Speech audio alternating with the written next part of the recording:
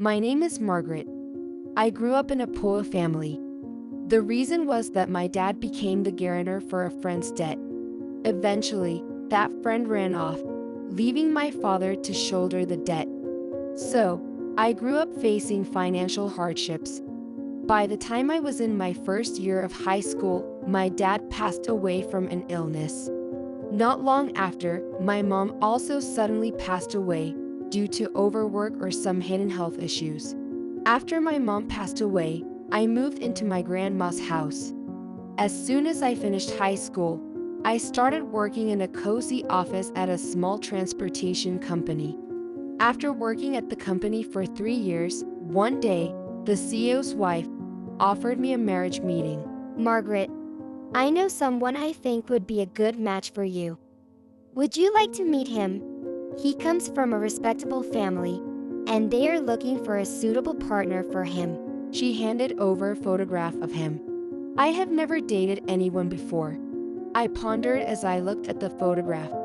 The man in the picture looked gentle and seemed like my age. You can take your time to think about it. There's no rush, she added.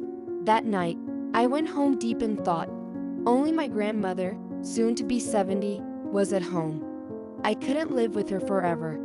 If she passed away, I'd truly be left alone. I also had a strong desire to show her myself in a wedding dress. The CEO's wife had only suggested that I meet him. Should I give it a shot? The following day, I informed her of my decision to meet him, and she was delighted and contacted his father-in-law right away. On the day of the matchmaking, the man who appeared was named David. Just as I saw in the photo, he was a quiet and shy man. David's mother, who came with him, led most of the conversation. He served as an executive in his father's business.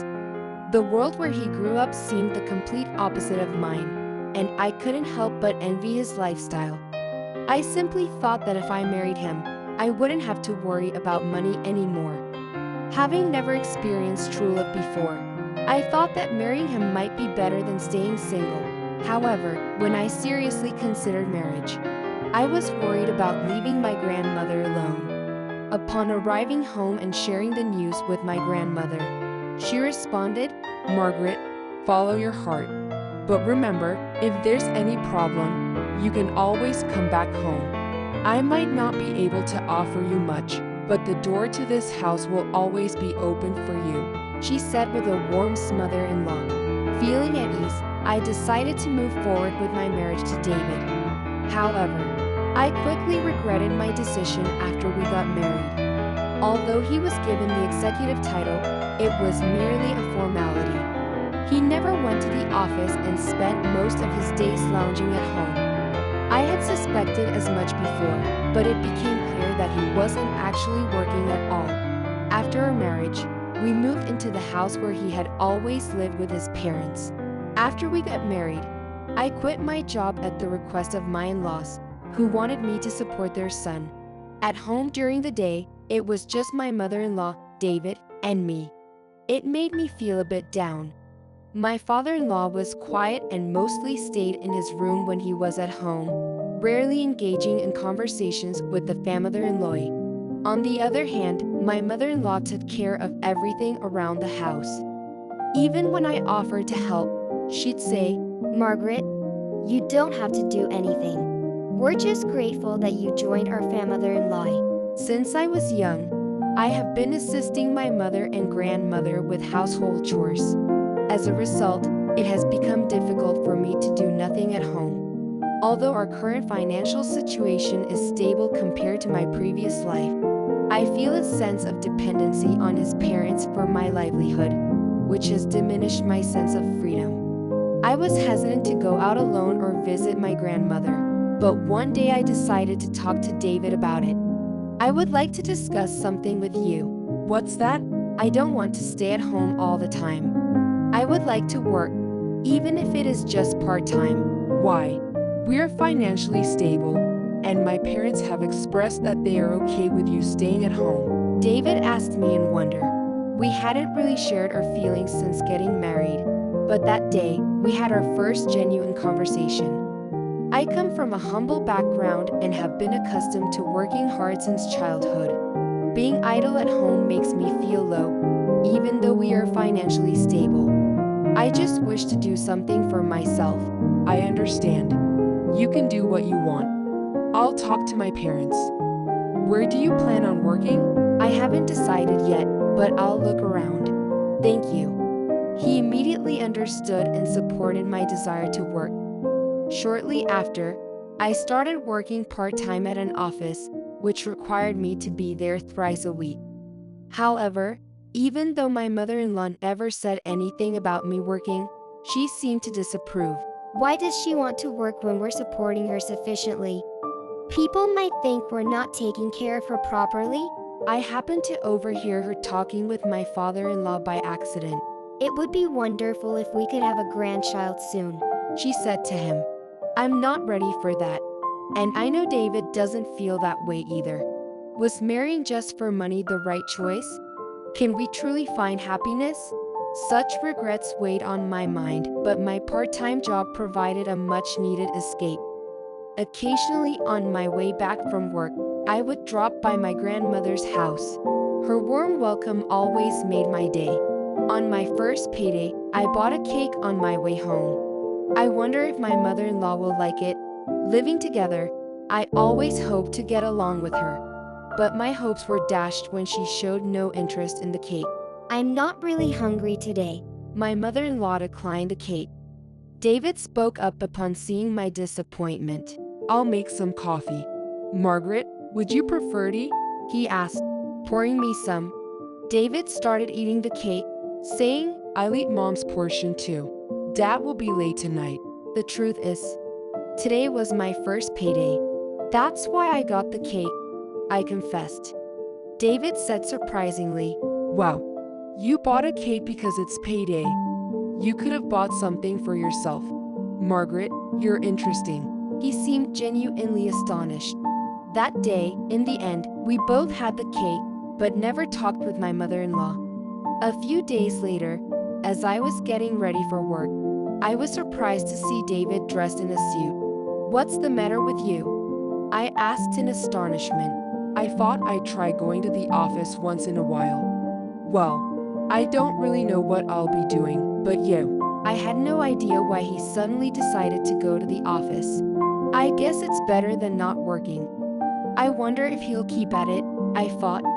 However, to my honest surprise, from that day on, David started going to the office every day. One day after work, I stopped by my grandmother's house. On my way home, as I exited the train station turnstiles, I saw David waiting for me. "Wait, were you waiting for me?" David grinned and said, I figured it was about the time you'd be coming back. Today's my first payday since I started working again. How about dinner out? I've already told Mom. "Really? This is a first time for us. Thank you." I was so thrilled. It was our first time dining out since we got married. My first meal out with David in a suit. I was pretty excited. That day, I told David for the first time that I sometimes stopped by my grandmother's house after work. He responded, I'm glad you go without hesitation. But I realize it might have been a bit awkward. Sorry about that. he said to me. I felt that our distance between the hearts getting closer, day by day. So one day, I decided to ask him something that had been on my mind. "Hey, David, why did you suddenly decide to go to the office?" He paused, thinking for a moment, then replied, You know, I'm not quite sure about myself. When I saw you starting your job and getting so excited about buying a cake on payday, I just thought maybe I should give the office a try. Honestly, I don't fully understand my own feelings. he said with a chuckle. I was growing up in not a wealthy family-in-law, but every payday, my dad would always buy a cake. It was just a small strawberry shortcake, but it felt so special. To tell you the truth, as a kid, I never made any decisions on my own because I was always concerned about my parents' opinions. Even in relationships with friends, their opinions would always come first. So, I rarely made decisions based on what I wanted. Unlike me, you live with such strong convictions and determination. You have your own goals and you work hard to achieve them. That's why, for the first time, I decided on my own to go to the office. That day, I could see his true feelings. He told me that he had never been able to choose his own career path, so he joined his father's company. But he was always afraid of conflicting with his dad at work. From that day on, I felt closer to David. However, I still had a strained relationship with my mother-in-law. In fact, she was ignoring me altogether. Seeing my distress, David made a suggestion. I'm sorry that my mom's been cold-attitude to you. Margaret, what do you think about us moving out and living together? Just the two of us? I was taken aback. What? Won't your parents be mad? To be honest, when I thought about marrying you, I might have had some calculations in mind. So, I felt like this was something I just had to accept. He gave a warm mother-in-law and replied, The truth is, my parents set us up in an arranged meeting, and that's how I decided to get married. So, I guess we're in the same boat. But I want us to make decisions about our future together as a married couple. Don't you think starting a life together, just the two of us, would be a good idea? David had changed a lot from when we first met. By this point, I already felt like I want to live with him. However, there's no way his parents would allow us to live together. Bringing this up might even impact the job that David had recently started again. But what about your job? Can you still work at the company if you leave this house? Will your father allow it? He seemed surprisingly optimistic. Actually, after meeting you, Margaret, I've come to realize the privileged environment I've been in. I've always relied on my parents. This time, I want to make my own decision and choose what I want to do. Even if I lose my job, I will find a new place to work. So, don't worry about it. That evening, he talked to his parents about living together, just the two of us. Of course, his parents were strongly against it. What are you talking about, David? You're still so inexperienced. How can you live just by yourselves from now on? Don't you know that we have supported each other and got here as a mother-in-law? His mother-in-law was desperately trying to persuade him. His father-in-law, who is usually quiet, didn't remain silent that day. Just when I thought you finally joined the company, now you want to move out? Don't be so selfish. Suddenly, David stood up and knelt down in front of his parents. Mom, Dad, thank you so much for everything you have done for me. I've always taken your support for granted. Now, it's time to try doing things on my own. He choked on his words and continued with tears in his eyes. I feel like I can change myself if I'm with Margaret. I want to try it together. Seeing David like this, I couldn't hold back my tears. I also knelt beside David and said, Please, I beg you to. I'll support David with all I've got. Please let us live together. Both the father-in-law and mother-in-law were surprised and didn't know what to say. They probably never expected that the two, who had married through an arranged marriage, would stand together like this, opposing their parents just to live with each other. He kept expressing his feelings sincerely. I promise I will go to work even if you tell me not to. That is the best way I can honor you right now. With that, his father-in-law said, You are free to do whatever you choose. He went back to his room. His mother-in-law silently looked down and cried. When I saw David that day, he seemed so strong and admirable. I fell deeply in love with him. He and I started living together. He works in separate offices, so he rarely sees his dad. True to his word, he continues showing up at the office daily. I balance my part-time job with my household responsibilities. Even though we live separately, I wanted to maintain a connection with his parents.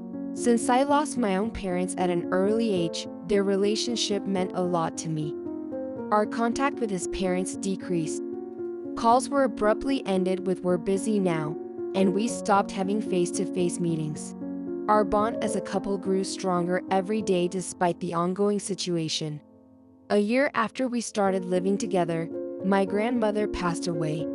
Ever since we moved in together, he had been joining me on visits to my grandmother's house, and she always looked forward to our visits. I feel that she left this world peacefully after seeing my happiness. On the day of my grandmother's funeral, his parents came. "Thank you for coming here." We both nodded in appreciation. It must have been tough. My father-in-law said, tears forming in his eyes. I'm truly sorry for being stubborn and avoiding coming at times like this. He apologized. Then my mother-in-law added, Margaret, I apologize for my behavior. I felt conflicted about losing David to you instead of feeling joy in welcoming you as my daughter-in-law. I am deeply sorry. She then placed her hand on my belly and said with a smile, I want to be a good grandma, just like Margaret's grandma. When I looked at her in surprise, she said, I received a letter from David that said, we're expecting a baby. Even though it was short, it filled me with joy. I turned to David, who was sitting next to me, and saw a shy smile on his face. My mother-in-law, sporting an unfamiliar smile, watched us. You're always welcome in our home. On the day of my grandmother's funeral, amidst the sadness, I was also able to feel joy. I wonder if this is a gift from my grandmother, I thought. After a short while, I gave birth to a healthy baby girl. We began visiting my husband's parents more often. His once reserved father is now talkative and doting, and we often marvel at the transformative power of grandchildren. My mother-in-law has started attending photography classes to capture beautiful moments of her grandchild. It has been 5 years since we tied the knot. I never imagined that we would experience days such as these. And now, I'm excited to share that I am expecting my second child.